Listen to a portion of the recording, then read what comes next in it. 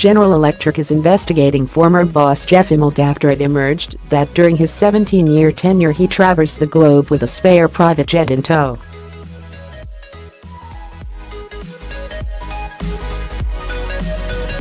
The saga is providing plenty of laughs on Wall Street, if not with shareholders, though is sadly indicative of the once mighty firm's rapid decline.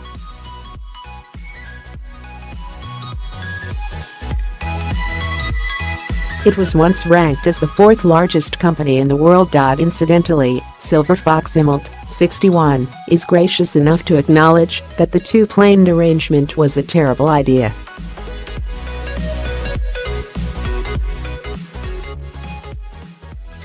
Businessman Robin Birley, whose Mayfair haunt, 5 Hertford Street, is a mecca for city types, wants to open a members club in Manhattan.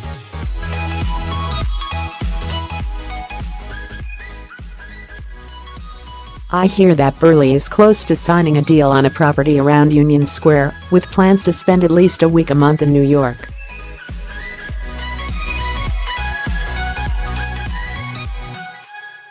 Presumably without his beloved whippets, which are habitually splayed across his lap whenever he's in Hartford.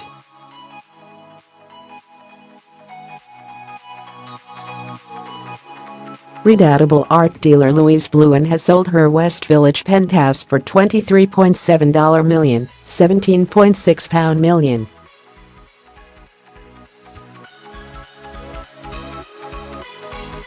Glamourpuss Louise, 59, a flame-haired temptress, has been subject to unflattering press this year over claims that she had failed to reimburse freelancers, not the first time her judgment has been called into question.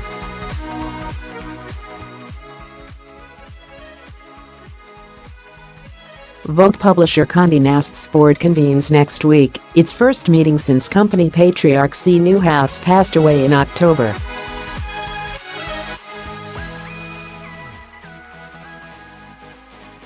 Chief Executive Bob Sauerberg has been tasked with coming up with £74 million in savings next year.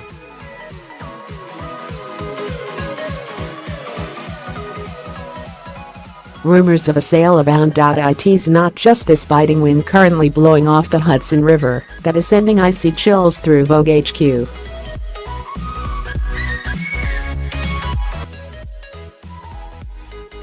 Bitcoin is all anyone's talking about in the financial district, as the weird cryptocurrency looks set to break the $20,000 mark.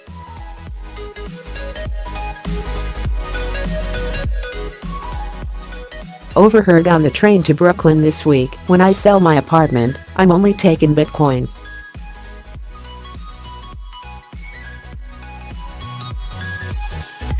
Crypto's where it's at, baby, where it's at.